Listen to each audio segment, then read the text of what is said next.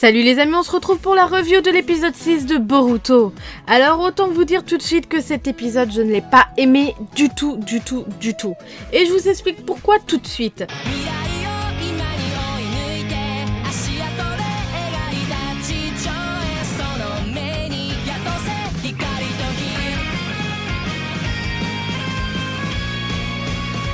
Pour résumer cet épisode, ça va être simple et court. On retrouve Shino qui est possédé par cette force étrange qu'on connaît bien depuis les 5 derniers épisodes et qui a décidé de tout simplement tuer les 3 élèves qu'il a en face de lui, c'est-à-dire Boruto, Shikadai et Mitsuki. Qu'on se remette un peu dans le contexte, on parle quand même d'un gars qui est ninja depuis des années et qui a participé à la 4e grande guerre ninja. C'est d'ailleurs que c'est pas le mec qui fait 2-3 tours de passe-passe comme ci comme ça pour impressionner les gens. Qu'on se l'avoue, même s'ils sont 3, normalement ils devraient pas durer longtemps. Parce que voilà, le mec il est quand même super puissant. Vous vous souvenez bien qu'à l'époque de Naruto ou même Naruto Shippuden, Shino était quand même ultra puissant et ultra badass par rapport à son pouvoir qu'il a avec les insectes.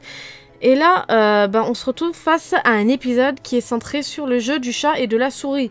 Les mômes se cachent, il leur court après, il les attrape vite fait avec ses insectes, et ça s'arrête là. Pas une seule fois dans cet épisode, Shino n'utilise une seule de ses techniques ninja.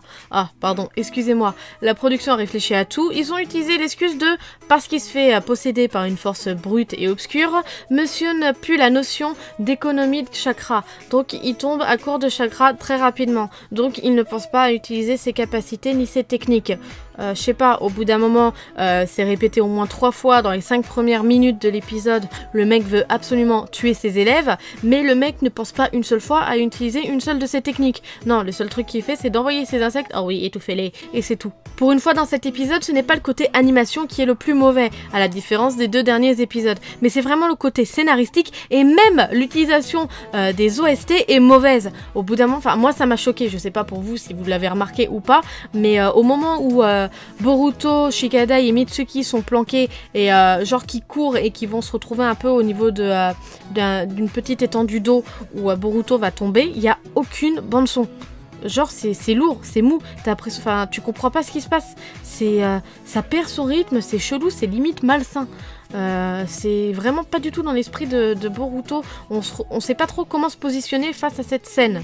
Quand je dis que le déroulement scénaristique de cet épisode est mauvais, c'est tout simplement que, comme je vous l'ai dit au début de cette review, pour résumer cet épisode, c'est simple, c'est Shino est en colère, possédé, excusez-moi. Shino veut tuer ses élèves, les élèves courent, se cachent, on joue au chat et à la souris. Oh, attention, histoire de mettre un petit peu d'ambiance et histoire d'arriver aux 10 dernières minutes de l'épisode, il faut absolument trouver un plan. Qui est là? Shikadai. Shikadai va trouver un plan. Et là, hop, ils arrivent à le battre, alors que c'est quand même un mec, encore une fois, qui a fait la 4e grande guerre ninja, qui est limite, d'ailleurs c'est dit, qui est de niveau supérieur, mais il arrive à se faire avoir par une technique aussi lambda.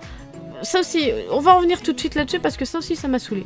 Donc forcément, Shikadai, héritier des gènes et de l'intelligence de son père, va être un peu le cerveau de cette mission, entre guillemets, et va établir un plan. Donc le plan se met en place et bien sûr Shino tombe dedans. Comment ça il tombe dedans? Mais il tombe clairement dedans. Le mec, il arrive à piéger Boruto et Shikadai, il voit Mitsuki derrière lui, il ose sortir le « Oh, je m'occuperai de toi après » et il se fait avoir par Mitsuki. Et il ose dire « Oh, c'était toi le danger !»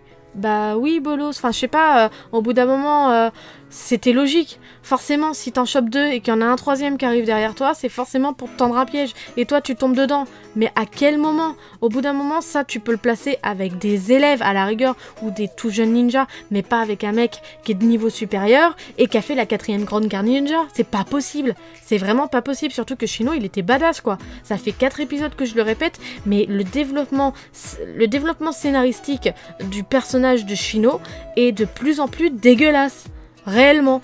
Et là, ça nous prouve encore que, voilà, c'est de la merde. Là, on arrive à un point où j'ai limite l'impression que ce n'est pas les premiers épisodes de la série Boruto, mais que c'est des hors-séries à la Naruto. À l'époque où, souvenez-vous, c'était un peu les épisodes transition entre la série Naruto et la série Naruto Shippuden, où Naruto partait avec soit l'équipe de Rock Lee, soit l'équipe de Hinata, tout ça, et il partait en mission, et voilà, ça durait le temps d'un épisode, hop, il y avait un méchant, oh vite, il faut qu'on réfléchisse à un plan, et voilà, c'est terminé, tout le monde est content. Et ben là, c'est exactement la même chose. C'est vraiment horrible, quoi, parce que tu restes sur ta fin du début à la fin. Tu t'attends quand même à un truc badass, quoi. Franchement. Et honnêtement, il ne se passe rien. Vraiment rien, mis à part que Mitsuki est un peu plus chelou, encore plus que l'épisode dernier, mais il se passe vraiment rien. Il se passe rien dans cet épisode, voilà, je l'ai assez répété, mais il y a quand même un petit truc qui me turlupine. C'est au moment où Shino se fait déposséder. Je vous mets le screen tout de suite à l'écran. Vous voyez là ce logo? C'est quoi? Honnêtement, on dirait que ça ouvre des portes. Comme à l'époque de Rock Lee, là, quand il ouvrait ses différentes portes pour arriver à ces stades chelous, là. Et je me demande à quoi ça consiste, qu'est-ce que c'est, et qu'est-ce que ça va devenir. Et j'ai l'impression qu'en fait, maintenant, tous les épisodes vont tourner autour de ça. Qu'à chaque fois qu'il y aura un ninja qui sera possédé par cette force obscure, cette force sombre, il va y avoir des ouvertures de portes comme ceci. Ouais, bon, je dis des ouvertures de portes, mais enfin, c'est pour imager, quoi. Mais ouais, je pense que ça va être le fil conducteur pour encore de nombreux épisodes, et ça me saoule un peu parce que ça veut dire que l'époque, enfin, l'arc Boruto à l'école va encore durer un petit moment. Et c'est sans transition qu'on passe directement sur la preview de l'épisode 7. Et c'est exactement ce que je disais, on repart comme en 14 dans des épisodes qui ne servent à rien. En gros, là, ça va être la fille de Shoji, j'ai oublié son nom, qui va être la star et qui apparemment a l'air de se trouver un amoureux qui est affreusement moche. Bref, je sais pas trop en quoi ça va consister, mais ça va être encore un épisode chiant à venir. Et je sais pas, j'ai le sentiment que l'épisode ça va être simple. Le mec est amoureux de cette fille-là, la fille va le rejeter, il va être vénère, ou alors il va être angoissé, tout ça, parce que c'est des émotions négatives qui déclenchent la possession. Il va se faire posséder, ils vont se battre, ils vont le sauver, et voilà, ça va être tout beau. Allez, bon. Je suis pas sûre de moi, hein. Mais tiens, on lance le pari, est-ce que ça va se passer comme ça? On verra bien. Voilà, cette nouvelle review se termine, j'espère qu'elle vous aura plu. N'hésitez pas à me dire par commentaire ce que vous avez pensé de l'épisode. Encore une fois, moi j'ai été vraiment très déçue.